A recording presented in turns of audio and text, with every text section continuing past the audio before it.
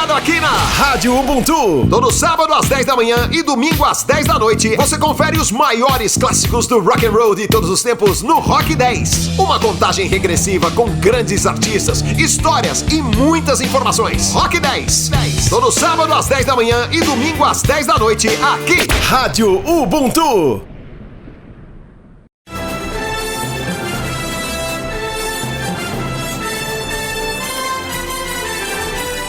Está no ar a Voz do Brasil.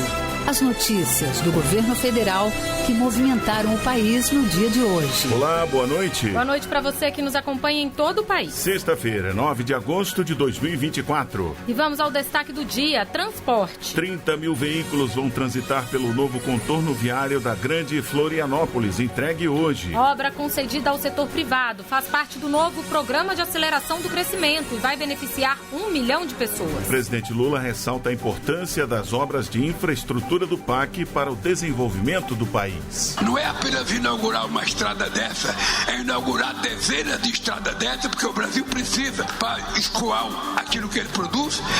E também na Voz do Brasil de hoje. Centro de Investigação e Prevenção de Acidentes Aeronáuticos investiga acidente aéreo ocorrido hoje no interior de São Paulo. 61 pessoas morreram e causa da queda do avião vai ser apurada também em parceria com a Polícia Federal. E ainda, hoje é Dia Internacional dos Povos Indígenas. Nossa entrevista do dia será com Eloy Terena, secretário adjunto do Ministério dos Povos Indígenas. Ele vai falar sobre ações de desintrusão nos territórios e para a resolução de conflitos agrários. E o Brasil é ouro no vôlei de praia. Nossa equipe em Paris vai falar sobre as medalhas conquistadas pelos atletas brasileiros hoje. Hoje na apresentação da Voz do Brasil, Mariana Jungmann e Luciano Seixas. E acompanhe a gente ao vivo. Acesse a radiogov.ebc.com.br ou o canal Gov na sua TV aberta.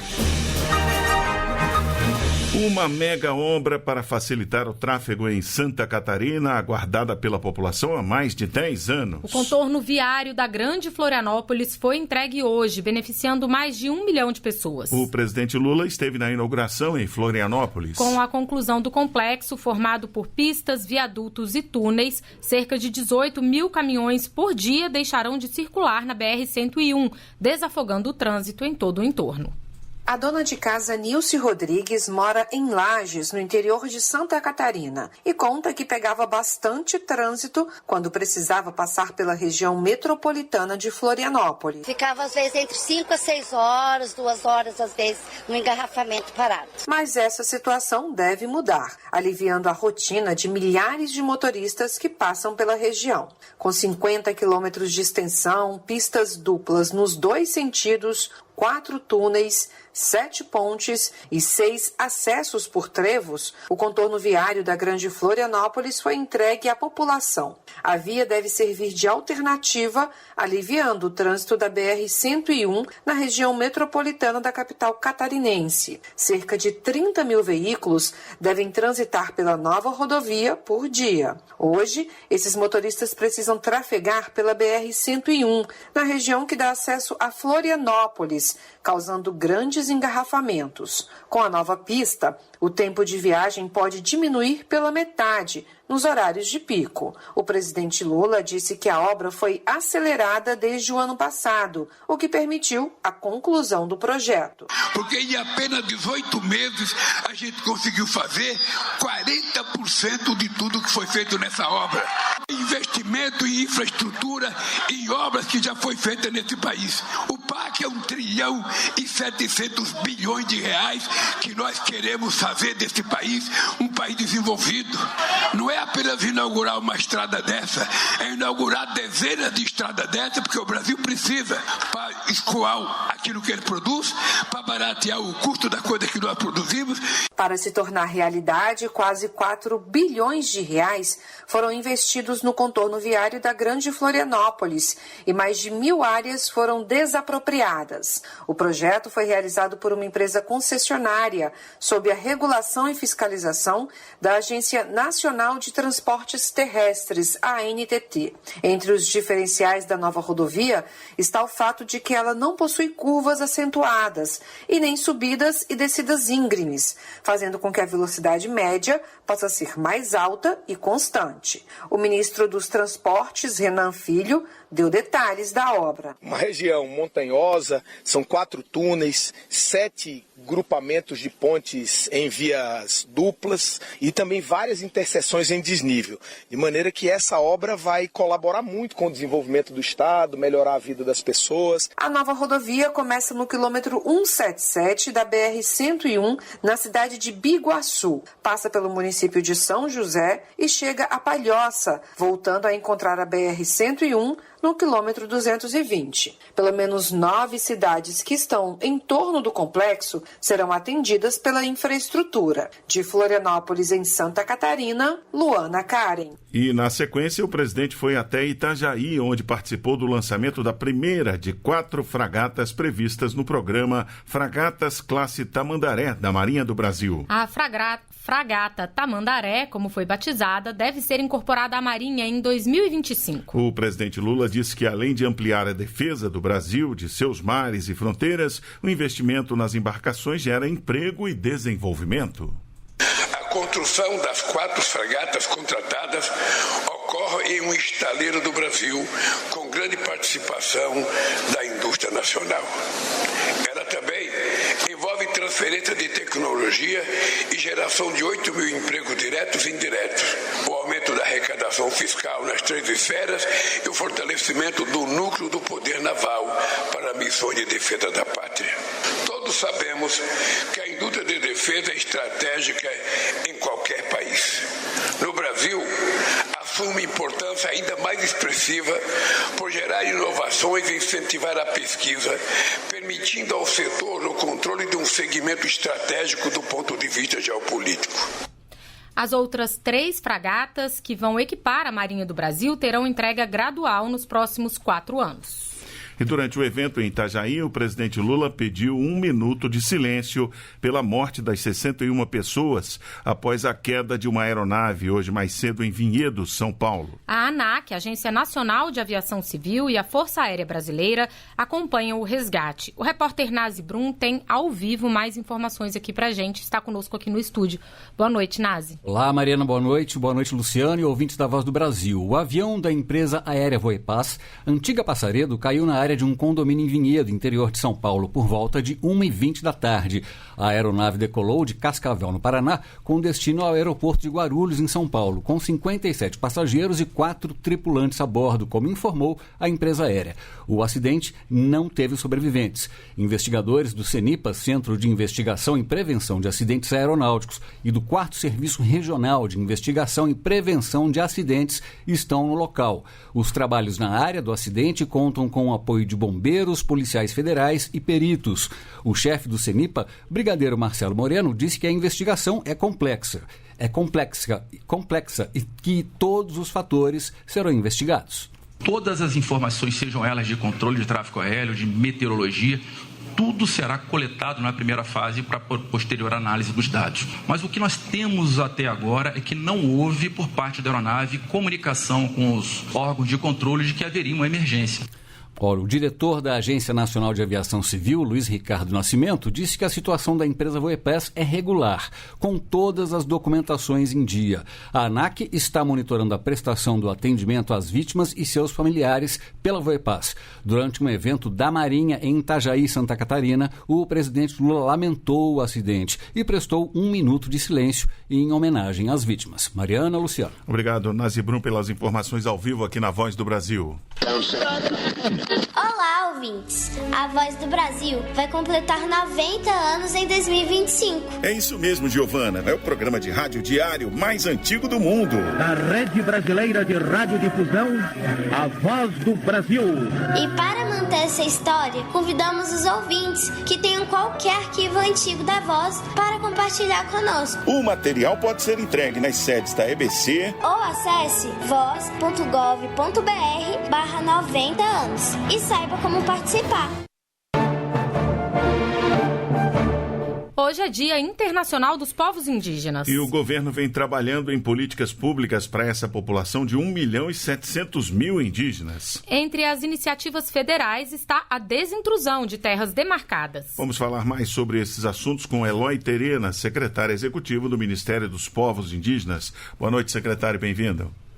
Olá, boa noite a todos os nossos ouvintes. É um prazer estar aqui com vocês.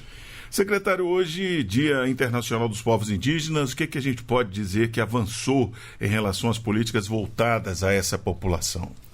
Olha, após um período conturbado na história da política brasileira em que os povos indígenas tiveram, de fato, seus direitos negados, nós inauguramos com a nova gestão do presidente Lula a presença e a participação ativa dos povos indígenas na formulação de políticas públicas. Uma delas, sem dúvida, é o Comitê de Desintrusão que nós criamos e que está tocando aí a retirada dos invasores de terras indígenas, que nós sabemos que na última gestão aumentou drasticamente. Pois é, uma das ações vem sendo, inclusive, essa ação de desintrusão, né? Recentemente, a gente teve em Rondônia a retomada da terra caripuna, foi concluída agora no final de julho, Exatamente. Né? Como é que é feito esse trabalho? O senhor pode fazer para a gente um balanço de quantas terras já foram devolvidas à população original? Exatamente. Esse comitê, ele é composto por 22 ministérios e órgãos e ele é uma ação estruturante. Nós iniciamos ainda em janeiro de 2023 com as operações na terra indígena Yanomami para a retirada dos garimpeiros ilegais que lá estavam. Essa ação ainda ela continua, mas paralelamente nós já conseguimos fazer desintrusão em 4 terras indígenas, dentre elas Alto Rio Guamá, Trincheira Bacajá, Apitereua e a última foi a terra indígena Caripuna. São justamente esses territórios que estavam com alto índice de invasão, desmatamento, garimpeiros ilegais, e a nossa missão principal é garantir a posse plena da comunidade indígena. E nós vamos agora seguir um cronograma que já foi aprovado, que inclui outras terras indígenas também que precisam ser protegidas. Um grande problema enfrentado pelos indígenas é o conflito agrário, né? Essa semana o Ministério se mobilizou para acompanhar denúncias de um ataque feito por ruralistas contra indígenas Guarani Kaiowá, na cidade de Douradina, no Mato Grosso do Sul. Quais foram as ações realizadas pelo Ministério dos Povos Indígenas? Olha, isso é um aspecto importante. Nós estivemos lá numa comitiva do governo federal, liderado pela ministra Sônia Guajajara, e nós fomos principalmente lá condenar esses ataques que foram perpetrados contra a comunidade indígena Guarani Kaiowá. É claro que ali nós temos um problema estrutural, que é a regularização fundiária, uma reivindicação antiga dos Guarani Kaiowá, mas nós não podemos substituir o Estado, nós não podemos admitir que forças paramilitares substituem a ação do Estado e acaba perpetrando violência contra as comunidades indígenas. Então nós fomos lá, mobilizamos junto com o Ministério da Justiça e Segurança Pública a Força Nacional, que está lá para garantir a proteção dessa comunidade indígena, e agora nós estamos trabalhando em ritmo acelerado, junto com a FUNAI, para que a gente possa destravar a demarcação desse território indígena lá no Mato Grosso do Sul. Existem outras terras, secretário, onde há preocupação com a possível escalada da violência aí, desse conflito agrário? Nós instalamos, inclusive, no âmbito do governo federal, uma sala de situação que está monitorando estes conflitos. Nós tivemos conflitos no Mato Grosso do Sul, Paraná, Ceará, Rio Grande do Sul e sul da Bahia. E esses conflitos estão relacionados à tentativa de conciliação do marco temporal que está sendo pautado no Supremo. Essa insegurança jurídica realmente afeta muito a segurança das comunidades indígenas. Secretário, o Ministério dos Povos Indígenas também está participando da construção do Plano Clima, uma grande ação do governo para reduzir a mudança do clima. Como é que está essa colaboração? Olha, isso é inédito, Nós sabemos que os povos indígenas são verdadeiros guardiões do clima. Nós, com o nosso próprio modo de vida e relacionamento com os nossos territórios, nós mantemos a floresta em pé, e isso faz bem para nós e para toda a humanidade.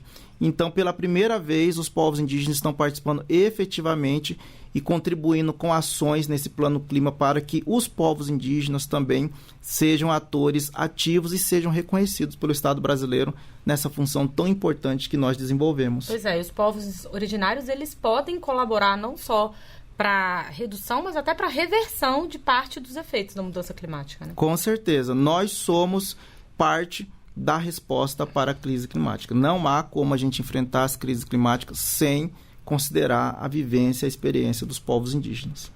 Muito bem, nós conversamos com Eloy Terenas, secretário executivo do Ministério dos Povos Indígenas. Muito obrigado, secretário, pela participação aqui na Voz do Brasil. Eu que agradeço, foi uma grande honra, enquanto indígena desse Estado brasileiro, participar deste programa.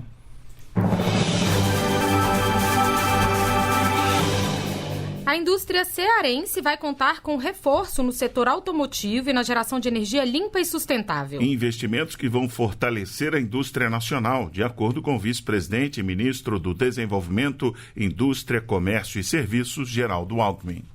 O Ceará vai contar com novos investimentos em geração de energia limpa. Uma fabricante dinamarquesa de turbinas eólicas, que está entre as maiores do mundo, vai investir 130 milhões de reais na expansão do complexo de Aquirás. O ministro de Minas e Energia, Alexandre Silveira, acompanhou o anúncio e reforçou o protagonismo do Brasil na geração de energia renovável. Nós temos uma matriz de energia elétrica invejável no mundo.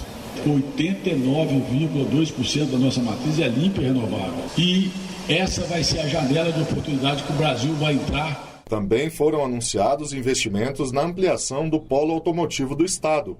O vice-presidente e ministro do Desenvolvimento, Indústria, Comércio e Serviços, Geraldo Alckmin, destacou a importância do programa Mover, Mobilidade Verde e Inovação, para viabilizar esses investimentos. São 19,5 bilhões de crédito financeiro até 2028 e o presidente Lula assinou a medida provisória aqui no Ceará, que vai trazer mais previsibilidade, segurança jurídica para os novos investimentos no polo automotivo em Horizonte. E o Ceará aderiu ao Sistema Nacional de Economia de Impacto, uma iniciativa do governo que busca aliar o enfrentamento dos problemas sociais aos cuidados com o meio ambiente.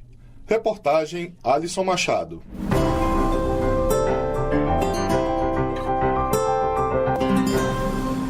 Mais recursos para o programa Minha Casa Minha Vida. O Conselho Curador do Fundo de Garantia do Tempo de Serviço destinou mais 22 bilhões de reais em financiamentos para reforçar o programa. Com esse reforço, os recursos para a contratação de moradias chegam a mais de 127 bilhões de reais esse ano. O Conselho aprovou ainda uma suplementação de 1 bilhão de reais para os descontos na entrada e prestações das famílias beneficiadas, elevando o total de recursos para esse fim para 11 bilhões de reais em 2024. A expectativa do Ministério das Cidades é que esse ano sejam contratadas 600 mil novas moradias pelo Minha Casa Minha Vida. E famílias atingidas pelas chuvas no Rio Grande do Sul receberão mais de 300 novas moradias do Minha Casa Minha Vida em áreas rurais. Ao todo, serão beneficiadas famílias de 30 municípios que tiveram situação de emergência ou calamidade reconhecidas pela Defesa Civil Nacional. Os investimentos somam mais de 25 milhões de reais. Os contratos já foram assinados e possibilitam o início efetivo das obras. Brasil nas Olimpíadas. E hoje foi mais um dia de medalhas para os atletas brasileiros nos Jogos Olímpicos de Paris. A canoagem de 1.000 metros, a corrida com barreiras e o vôlei de praia foram os destaques. O encerramento das Olimpíadas está marcado para domingo. E quem traz mais informações ao vivo pra gente, diretamente de Paris, é a Jéssica Gonçalves. Oi, Jéssica, boa noite aí já, boa madrugada, né? Oi, Mariana, Luciano, boa noite para vocês. Exatamente, aqui 00:18, dia de mais medalhas para o Brasil, né, Mariana? Ana Patrícia e Duda ganharam agora há pouco o jogo contra o Canadá e levaram o ouro no vôlei de praia feminino. Mais cedo, com uma arrancada impressionante nos últimos 250 metros, Isaquias Queiroz ultrapassou três adversários e conquistou a medalha de prata na canoagem 1.000 metros com uma marca de 3 minutos, 44 segundos e 33 centésimos. Ele largou em quarto lugar, depois caiu para quinto e na reta final recuperou o fôlego e avançou rumo à 16ª medalha do Brasil, na Olimpíada de Paris. Isaquias, que é baiano, da cidade de Ubaitaba, chegou ao seu 5º pódio olímpico na carreira e igualou a marca dos velejadores Torben Grael e Robert Scheidt, atrás apenas de Rebeca Andrade, agora líder do ranking com 6 medalhas. E o medalhista falou sobre a prova de hoje. Vamos ouvir. Estou muito feliz de continuar representando o Brasil, de continuar ganhando medalha, de representar toda a minha Bahia, Ubaitaba, Itacaré, Ilhéus, Itabuna, e honrar todo o brasileiro. Essa medalha, lógico que o ouro é mais gostoso, mas remar do jeito que foi, assim, a final ali no finalzinho subir, isso mostra a garra de nós brasileiros. Bom, hoje o Brasil levou também medalha de bronze nos 400 metros com barreiras. Alisson dos Santos, o Pio, repetiu o resultado de Tóquio 2020. O atleta é um dos beneficiados do Bolsa Atleta Pódio, que é paga da Bolsa Atleta Pódio, que é paga a atletas de alto desempenho. E ele contou como é que foi a competição. Confira. Na semifinal, depois da semifinal, eu fiquei um pouco tenso ali, porque eu estava esperando o resultado de outras pessoas. Eu não tinha controle mais do que acontecia, agora eu tinha que só esperar para ver o quão rápido eu ia correr, para ver se eu estava na final ou não. Mas a partir do momento que eu vi que eu estava na final, é isso. A partir do momento que você chega na final, não importa quem você é, seu nome, quando você está correndo, são 8 chances, 3 medalhas, um campeão. Nada muda, sempre vai ser assim. E vamos lá, na ginástica rítmica, Bárbara Domingos, de 24 anos, fez história ao chegar a uma final do individual geral em Jogos Olímpicos. Ela, que foi ouro no Pan-Americano de Santiago em 2023, acabou ficando em 10º lugar. O ouro ficou com a Alemanha e a prata com a Bulgária. Bárbara também recebe o Bolsa Atleta Pódio. Pelas redes sociais, o presidente Lula parabenizou os atletas pela vitória, pela superação. Diz que o país inteiro se emocionou junto com eles pelas medalhas. No futebol, a seleção feminina vai lutar pelo ouro contra os Estados Unidos no jogo marcado para amanhã, ao meio-dia, aí no horário de Brasília. Já a seleção feminina de vôlei vai brigar com a Itália pela medalha de bronze, a seleção do vôlei de quadra. A partida será 12h15, também no horário de Brasília. A gente lembra que 87% dos atletas que estão aqui em Paris são apoiados pelo Bolsa Atleta. Bom, agora com 18 medalhas, o Brasil segue na 17ª posição. São 3 medalhas de ouro, 6 de prata e 9 de bronze. Mariana, Luciano, volto com vocês. Obrigado, Jéssica Gonçalves, pelas informações ao vivo aqui na Voz do Brasil. O preço dos alimentos caiu 1% em julho, segundo dados do Índice de Preços ao Consumidor Amplo, o IPCA, que calcula a inflação, divulgados hoje pelo IBGE. Essa foi a maior queda registrada no grupo de alimentos desde agosto de 2017. As principais retrações foram nos seguintes produtos: tomate, cenoura, cebola, batata inglesa e frutas. Dos 9 grupos de produtos e serviços pesquisados, 7 tiveram alta em julho. Nos últimos 12 meses, a inflação acumula alta de 4,5%, dentro do teto da meta.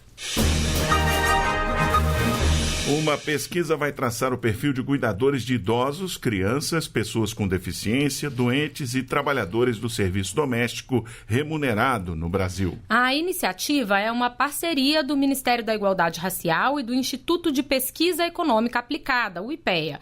O objetivo é levantar dados que possam orientar a formulação de políticas públicas mais inclusivas e equitativas, considerando gênero e raça. O secretário nacional de Gestão do Sistema Nacional de Promoção da Igualdade Racial, Yuri Silva, falou da importância da política de cuidados e da pesquisa. É pautar na sociedade, é fazer essa discussão, é pautar a imprensa, como a gente está fazendo aqui, é discutir sobre a conscientização para que o trabalho decente seja uma pauta em ascensão e que a gente tenha cada vez menos casos de exploração de trabalhos análogos à escravidão. O trabalho doméstico concentra grande parte dessa realidade de trabalho análogo ao de escravidão, e o outro lado é pautar a política pública, a produção de soluções na gestão federal. A pesquisa é aberta a todos. Para participar é só acessar ipea.gov.br/pesquisa trabalho de cuidados. Atenção, beneficiários do benefício de prestação continuada. Se você não está inscrito no Cadastro Único ou não fez a atualização cadastral há mais de 48 meses, é preciso comparecer ao Centro de Referência de Assistência Social, CRAS, ou posto de atendimento do CAD Único para fazer a atualização cadastral. O INSS está fazendo a notificação dos beneficiários por extrato bancário, aplicativo, SMS, edital e ou carta. Quem não regularizar a situação pode ter o benefício suspenso. A exceção são os moradores do Rio Grande do Sul que vivem em municípios em calamidade pública, que não vão passar pelo processo de inscrição no CAD Único ou atualização cadastral neste momento. Dúvidas podem ser tiradas no aplicativo Meu INSS ou na Central 135. E essas foram as notícias do Governo Federal. Uma realização da Secretaria de Comunicação Social da Presidência da República. Com produção da empresa Brasil de Comunicação. Fique agora com as notícias do Poder Judiciário e do Congresso Nacional. Uma boa noite, um bom fim de semana. Boa noite para você e até segunda. A Voz do Brasil. Governo Federal.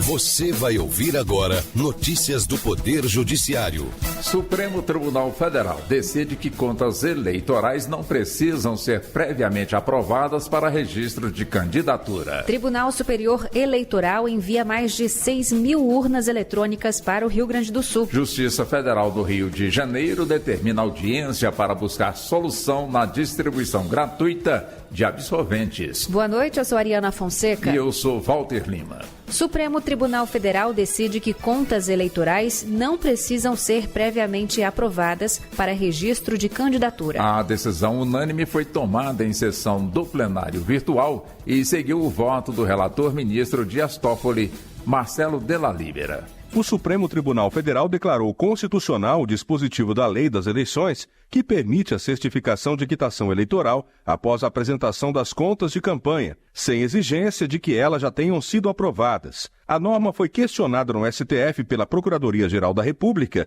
que argumentou não ser mera prestação à quitação eleitoral de candidaturas. Mas no voto condutor do julgamento, o relator ministro Dias Toffoli explicou que a quitação eleitoral não tem relação com as hipóteses de inelegibilidade, e sim com os requisitos para o registro da candidatura.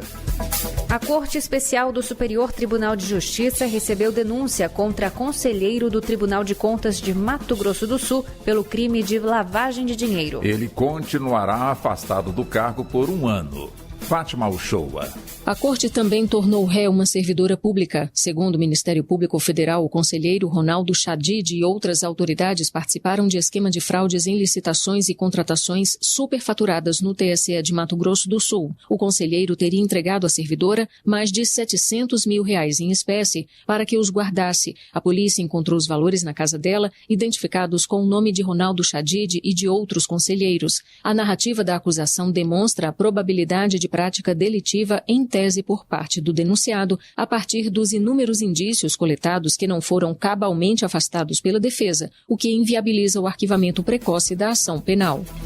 Tribunal Superior Eleitoral envia mais de 6 mil urnas eletrônicas para o Rio Grande do Sul. O objetivo é substituir as urnas danificadas nas enchentes de abril. Sofia Dorta. Ao todo, serão enviadas 6.500 urnas eletrônicas para as eleições municipais de outubro. O TSE diz que essa quantidade é suficiente para que o Tribunal Regional Eleitoral do Rio Grande do Sul prepare com tranquilidade as eleições. Os primeiros caminhões com 3.319 urnas já estão a caminho e devem chegar até 17 de agosto.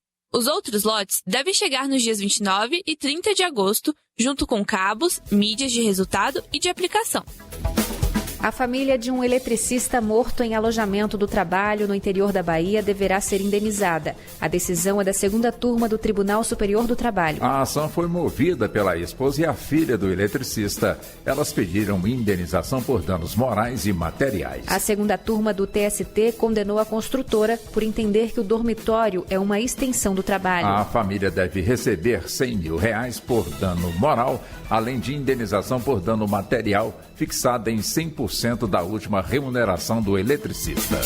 A Justiça Federal no Rio de Janeiro marcou audiência de conciliação para dia 26 de setembro com o objetivo de buscar uma solução na distribuição gratuita de absorventes para mulheres em situação de vulnerabilidade. Em maio, após manifestação do Ministério Público Federal, uma decisão condenou a União a distribuir gratuitamente o item para mulheres em situação de vulnerabilidade.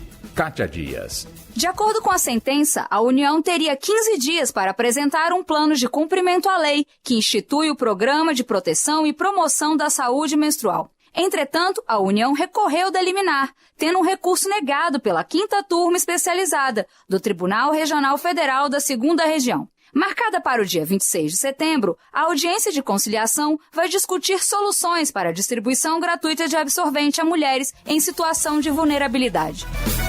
Você acompanha outras notícias do Poder Judiciário em 104,7 FM para o Distrito Federal e em torno e também pela internet. Acesse rádio e tvjustiça.jus.br e ouça ao vivo pelo Tunin. Acesse tunin.com ou baixe o aplicativo no seu celular. Uma boa noite. Bom fim de semana e até segunda-feira.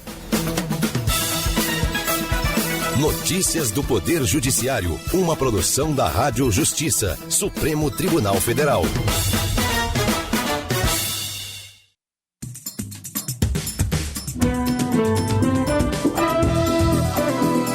Está no ar o Jornal do Senado. Eu sou Paula Groba e estes são os destaques de hoje do Jornal do Senado, que começa agora. Renegociação das dívidas dos estados entra na pauta da próxima semana. Sugestão sobre piso salarial e jornada reduzida para psicólogos vira projeto de lei. Multa por estacionar em vaga reservada sem credencial pode ficar mais cara.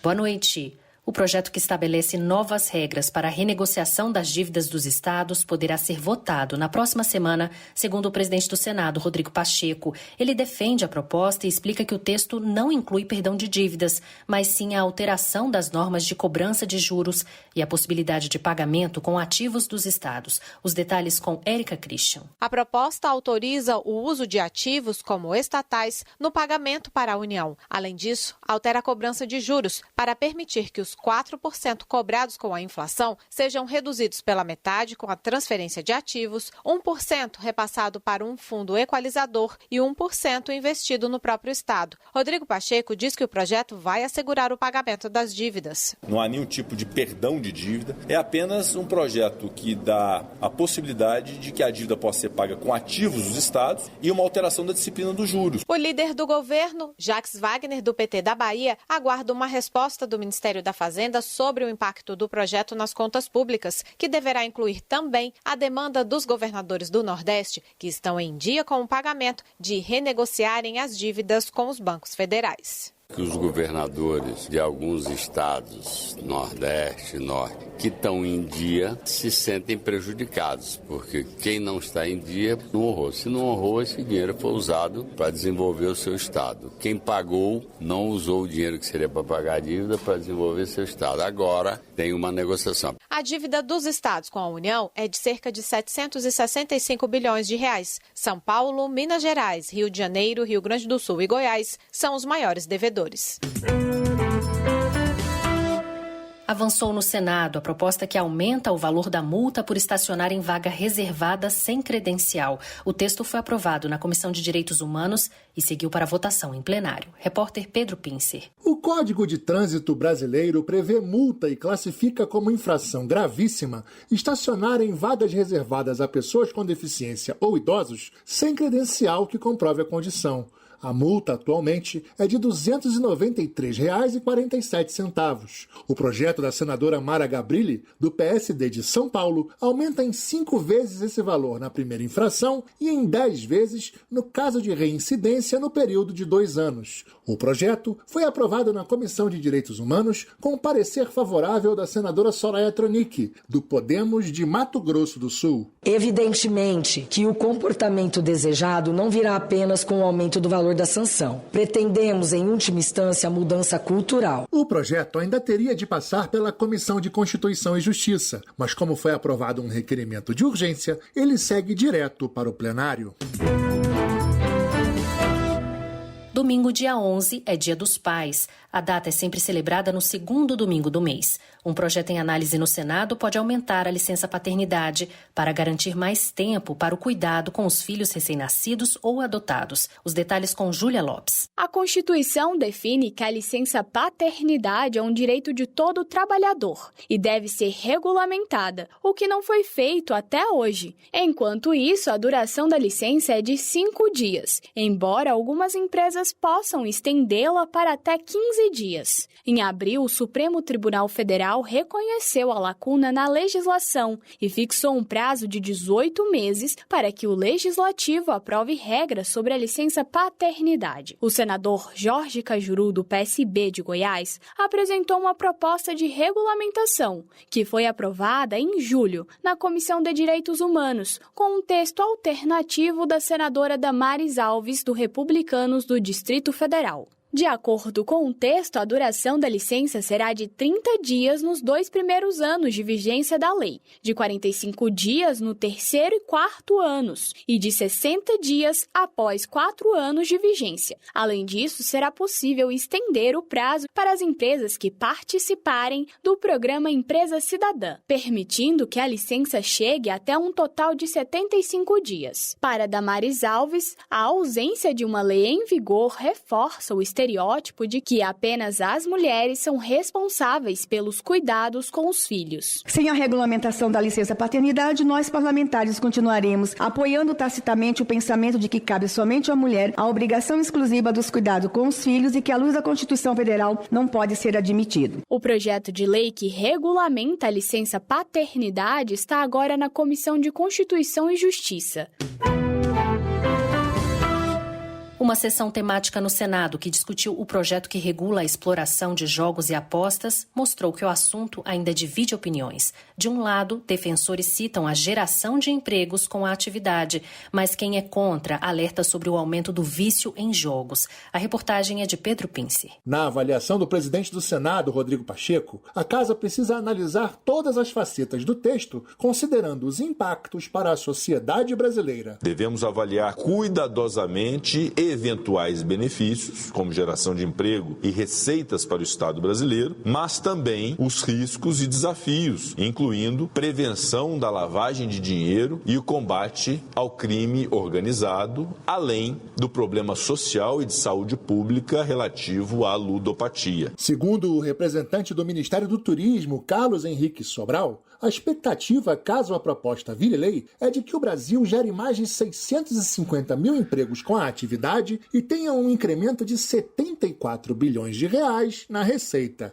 Isso é um incremento de 15%. Em termos de investimento, vamos ter um investimento de 66 bilhões de reais, mais de 1000% de aumento de investimento. A proposta, apresentada na Câmara dos Deputados em 1991 e que está no Senado desde março de 2022, prevê a criação de 2 impostos a partir da autorização do funcionamento de cassinos, bingos, jogo do bicho e apostas em corridas de cavalo no país. E participantes do programa Jovem Senador de 2024 encerraram nesta sexta-feira as atividades em Brasília com 3 propostas aprovadas. As sugestões legislativas seguem para análise da Comissão de Direitos Humanos e, se aprovadas, viram projetos de lei de verdade. Repórter Marcela Cunha. Os 27 estudantes, um de cada estado e do Distrito Federal, aprovaram 3 propostas legislativas em plenário após uma semana de trabalho intenso nas comissões temáticas do programa. Uma das propostas veta a aplicação aérea de agrotóxicos em áreas urbanas e próximo a escolas, serviços de saúde, mananciais de captação de água e unidades de conservação. A outra institui o Exame Nacional de Avaliação Seriada de Acesso a Instituições de Educação Superior. A terceira proposta dos jovens senadores proíbe manifestação anônima em meios digitais. Em um clima de despedida, eles agradeceram a oportunidade de participar do programa e conhecer de perto os trabalhos do Legislativo. Em seu discurso, o jovem senador por Goiás, Leandro Simões, reforçou que, para ele, o projeto é uma verdadeira escola de cidadania. Ser jovem senador é muito mais do que ocupar uma cadeira neste plenário. É uma oportunidade única de aprender, de se envolver e principalmente de acreditar que a juventude tem um potencial na nossa geração. As 3 sugestões seguem para a redação final e depois serão analisadas pelos senadores da Comissão de Direitos Humanos e Legislação Participativa. Se aprovadas, passarão a tramitar como projeto de lei do Senado.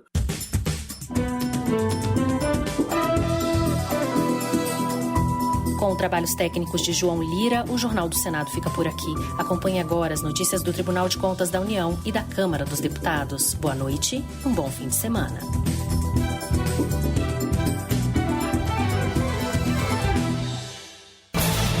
Minuto do TCU. O Tribunal de Contas da União fez auditoria para avaliar o funcionamento dos Conselhos de Fiscalização Profissional. Em 2021, as instituições arrecadaram mais de 5 bilhões de reais, o que representa um aumento de 45% em 5 anos. Do total, apenas 11% foram utilizados em ações de fiscalização. Os conselhos têm a função de regulamentar e fiscalizar o exercício profissional em diversas áreas, como medicina, administração e engenharia. O levantamento também aponta que há poucas políticas de combate ao assédio moral e sexual. Apenas 2% das instituições possuem normas específicas sobre o tema. O objetivo do TCU é que as informações ajudem os conselhos a adotar medidas para melhorar a eficiência e a transparência. Saiba mais em tcu.gov.br. TCU, fiscalização a serviço da sociedade.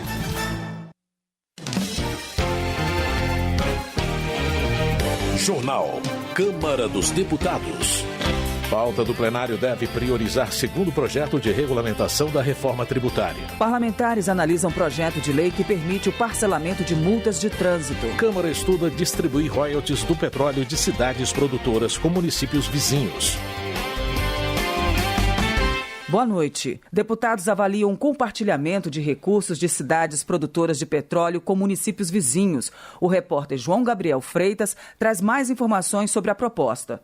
A Câmara dos Deputados avalia um projeto que concede às prefeituras o direito de compartilhar parte dos royalties do petróleo com municípios vizinhos. A proposta não define o percentual específico que deve ser repassado, deixando a decisão para cada prefeitura. Os royalties são uma compensação financeira paga pelas empresas que produzem petróleo e gás natural no território brasileiro.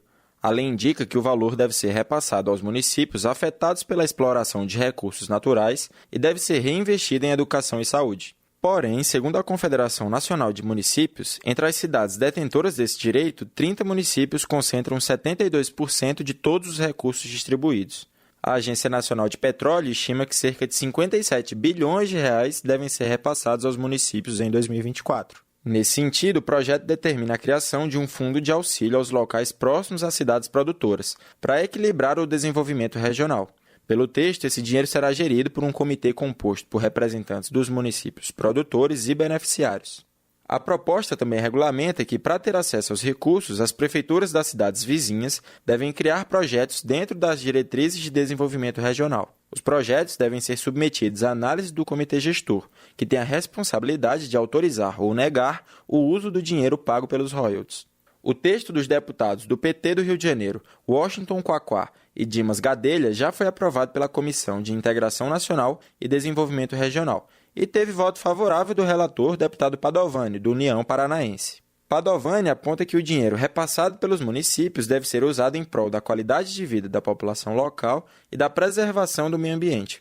Ele defende que a distribuição de recursos para mais cidades pode diminuir a desigualdade em diversas regiões. A redução das disparidades regionais pode ajudar a mitigação das tensões sociais e econômicas. Esses investimentos podem deflagrar um ciclo vitorioso e assegurar a prosperidade da região, se estenda para além da vida útil dos campos explorados. Dimas Gadelha exemplifica os impactos positivos da proposta a partir da cidade em que mora, São Gonçalo, município fluminense vizinho a uma região petrolífera. O parlamentar relata que, enquanto as cidades que têm acesso aos royalties se desenvolvem, Cidades como São Gonçalo sofrem com problemas sociais. A gente sabe também que não adianta o município se desenvolver e o seu vizinho não se desenvolver, porque os problemas ali, principalmente de segurança, saúde, educação, vai acabar batendo na porta do vizinho. Então, eu acho que ganha todo mundo, ganha o município produtor e ganha também o município vizinho, que pode ver também os seus investimentos, principalmente nas áreas sociais, serem ampliados. O projeto, que permite que municípios compartilhem os royalties do petróleo com cidades vizinhas,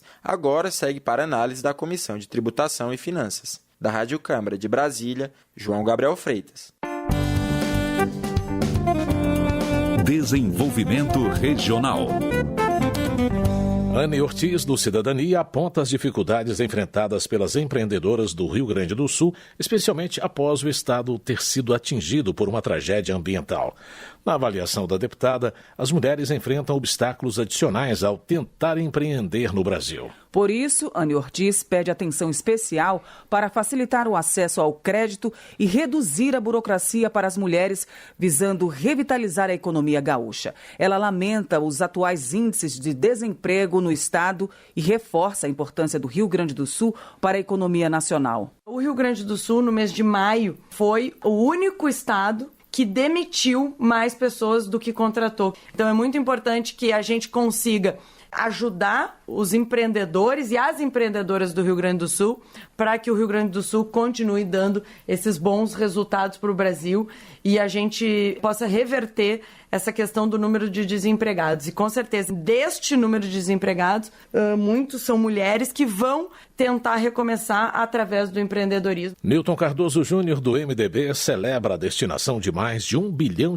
em emendas parlamentares para Minas Gerais ao longo dos últimos 10 anos. Para o deputado, esse montante demonstra o seu empenho em atender às necessidades dos municípios mineiros. Neste ano de 2024, depois de muita luta, de muito trabalho ao longo de 3 mandatos, nós atingimos a incrível marca de R$1 bilhão e 500 milhões destinados para os municípios mineiros, em diversas áreas, que vão desde a segurança pública, passando pela saúde, infraestrutura, turismo e etc.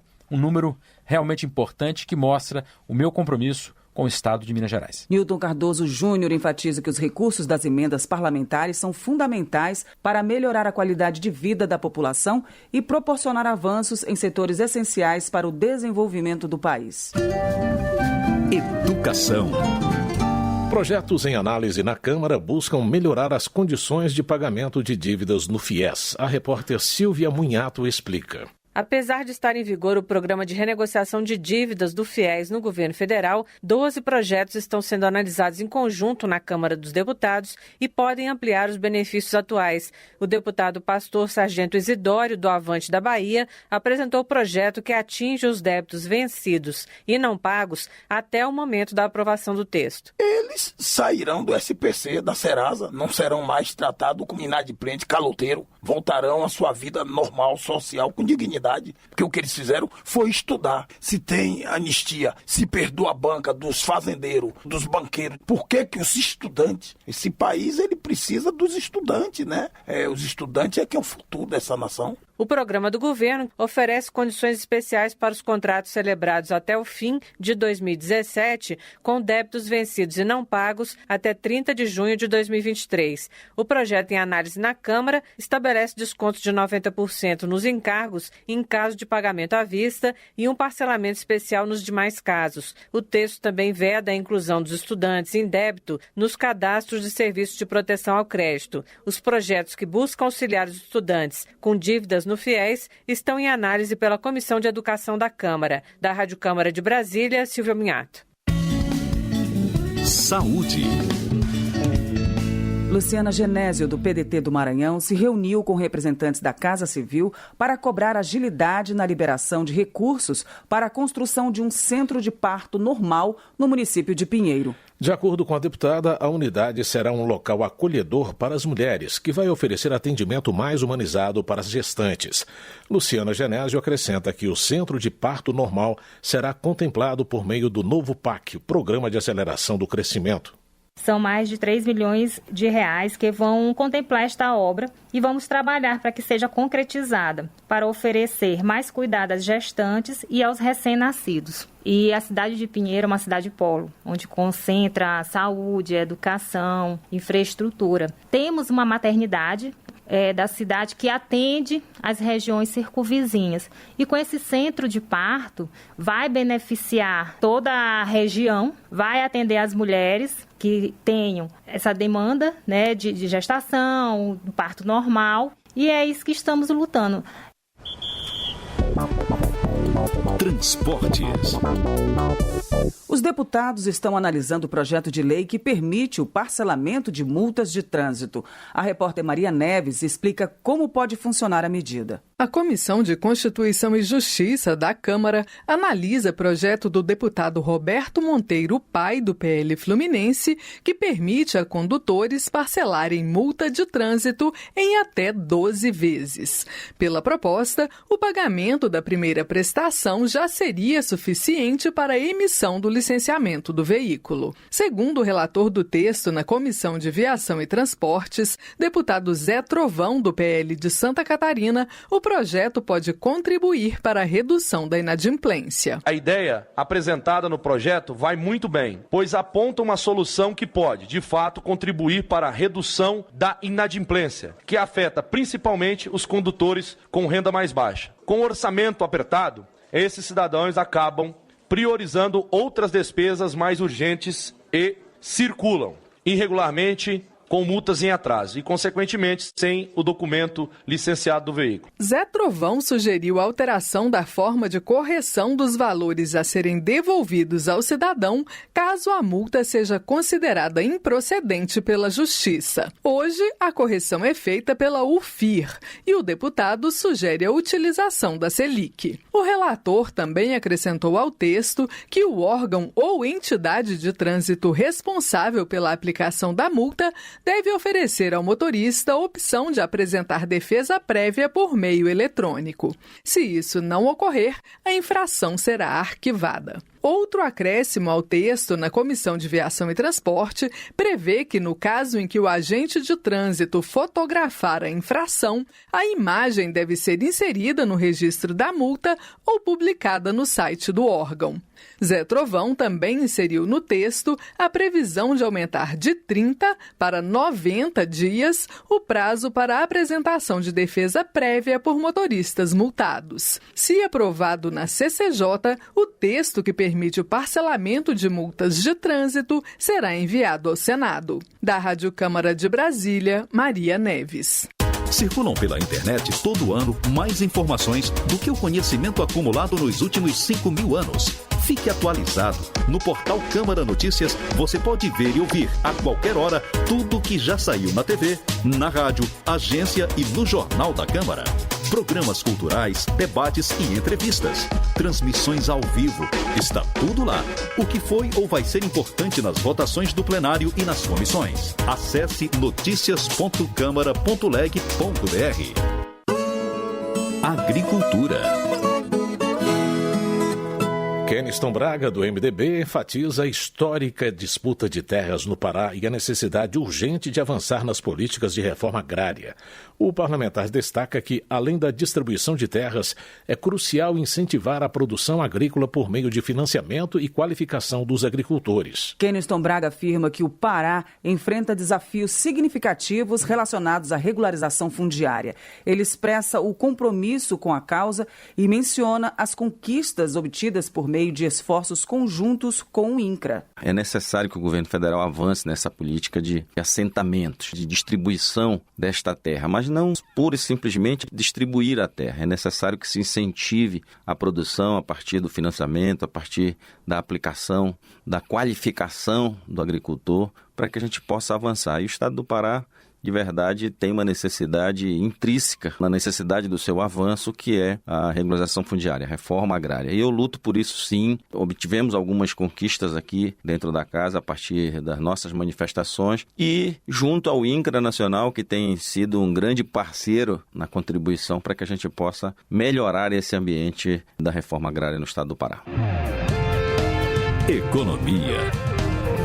Proposta de Zé Silva, do Solidariedade de Minas Gerais, cria a Política Nacional de Minerais Críticos e Estratégicos. O parlamentar explica que o objetivo é ampliar a pesquisa, a exploração e a transformação dos minerais de uma maneira mais sustentável, além de proporcionar o desenvolvimento da indústria e do comércio. O projeto define que minerais críticos são aqueles cuja disponibilidade está em risco e cuja escassez pode afetar seriamente a economia do país. Já os minerais estratégicos são essenciais para o superávit da balança comercial. Zé Silva acredita que o Brasil tem possibilidades de se tornar um grande produtor de commodities minerais. O Brasil compra 85% de um adubo importante, chama potássio, que faz as frutas ficarem doces, os grãos ficarem mais robustos, bem cheios e saudáveis. Então ele é um mineral crítico e ao mesmo tempo estratégico para o Brasil. Então o meu projeto ele vem para garantir que o Brasil tome medidas de, por exemplo, o potássio, que nós temos jazidas importantes em lugares do país, ao invés de ficar importando, investir na pesquisa, investir no conhecimento minerário e o Brasil passar a produzir. E outro ponto importante, eles são fundamentais, além do combate à fome, que é um mineral importante para produzir alimentos, para combater e fazer a transição energética para que as mudanças climáticas não venham afetar a vida do cidadão. Augusto Coutinho, do Republicanos de Pernambuco, avalia que as mudanças introduzidas com a reforma tributária vão tornar o sistema brasileiro mais justo. Entre os avanços, ele aponta a criação do IVA, o Imposto sobre Valor Agregado, modelo que unifica os impostos, permitindo, em sua visão, maior transparência e dinamismo. Com esse sistema que está sendo feito, cada cidadão, cada empresa vai fiscalizar se o outro está pagando imposto, porque ele será acreditado do imposto que ele pagou. Então, na verdade, é uma nova forma, é assim que funciona nas nações desenvolvidas e, portanto, não tenho dúvida que não tem a menor possibilidade de dar errado. Augusto Coutinho também rebate declarações de que, com as novas regras, o cidadão pagará mais impostos. Ele afirma que o limite para a alíquota padrão do novo sistema de arrecadação não deve ultrapassar os 26,5%, bem abaixo dos 37% cobrados no sistema atualmente em vigor. Votação. O plenário da Câmara se reúne a partir da próxima segunda-feira para uma semana de esforço concentrado. Tributos, eventos climáticos extremos e polêmicas devem dominar as discussões na retomada dos trabalhos legislativos. Os detalhes com José Carlos Oliveira. Deputados retomam as atividades após o recesso parlamentar com várias prioridades de votação neste segundo semestre. Por causa das eleições municipais de outubro, haverá sessões do plenário da Câmara em semanas específicas de agosto e setembro. Uma das prioridades de votação é o segundo projeto de regulamentação da reforma tributária, com foco no funcionamento do Comitê Gestor do novo Imposto sobre Bens e Serviços, o IBS, que vai substituir os atuais ICMS e ISS. Em entrevista à Rádio Câmara, o relator do grupo de trabalho sobre o tema, deputado Mauro Benevides Filho, do PDT do Ceará, destacou a relevância e a abrangência da proposta, além da perspectiva de aprovação. A nova estrutura tributária brasileira precisa de ter um comitê gestor que vá organizar como é que a distribuição da receita vai ser feita entre estados e municípios. Os julgamentos dos autos de infração. A gente também fez uma reorganização de como será tratado o ITCMD, que é o Imposto sobre Transição de Causa-Morte e Doação, do ITBI, esses impostos sobre patrimônio. O nosso texto está tão redondo que eu até desconfio que a votação seja mais fácil. O primeiro projeto de regulamentação da reforma tributária instituiu o IBS, o Imposto Seletivo e a Contribuição Social sobre Bens e Serviços. Foi aprovado pela Câmara em julho e aguarda agora a análise do Senado. O enfrentamento dos reflexos da tragédia de inundações do Rio Grande do Sul também segue em prioridade na Câmara, por meio de 25 medidas provisórias, a maioria com abertura de crédito extraordinário para o Estado. Outras 8 medidas dão apoio financeiro às vítimas. O plenário ainda analisa, em regime de urgência, 4 projetos de lei de socorro aos gaúchos, segundo o deputado Marcel Van Hatten, do Novo do Rio Grande do Sul, coordenador da comissão externa que acompanha as tragédias climáticas no Estado. Todos os projetos de diferentes parlamentares foram apresentados, mas há muitos ainda que precisam. Medidas provisórias de combate aos incêndios florestais no Pantanal e de estímulo à energia elétrica limpa e renovável entrarão em breve na pauta de votação dos deputados. Também há polêmicas remanescentes do semestre passado, como a regulamentação do trabalho dos motoristas por aplicativo, a criminalização da posse e do porte de qualquer quantidade de droga e a equiparação ao homicídio dos casos de aborto de gestação acima de 22 semanas. Esse último tema foi alvo de muitas controvérsias. Defensores da proposta dizem tratar-se de reação à decisão do Supremo Tribunal Federal de suspender a resolução do Conselho Federal de Medicina que proibia o procedimento de assistolia fetal, ou seja, o uso de medicações para interromper os batimentos cardíacos do feto.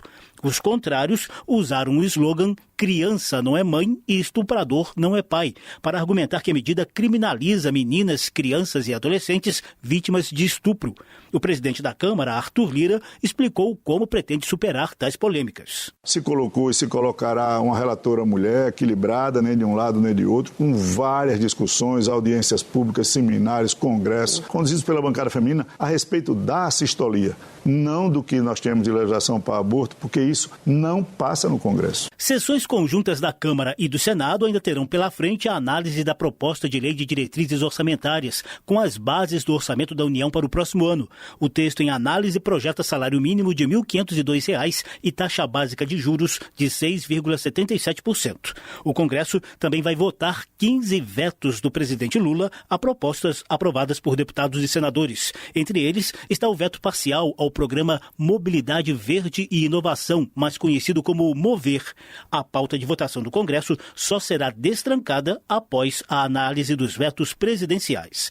Da Rádio Câmara de Brasília, José Carlos Oliveira. Termina aqui o jornal Câmara dos Deputados, com trabalhos técnicos de Everson Urani e a apresentação de José Carlos Andrade e Val Monteiro. Boa noite. Uma ótima noite e bom fim de semana. A Voz do Brasil retorna na segunda-feira. Até lá. Você ouviu A Voz do Brasil. Boa noite.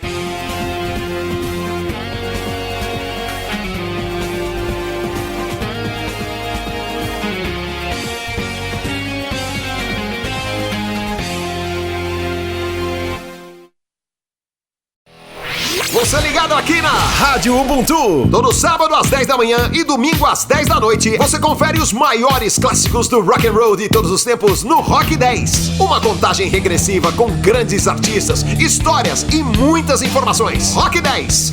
Todo sábado às 10 da manhã e domingo às 10 da noite, aqui. Rádio Ubuntu.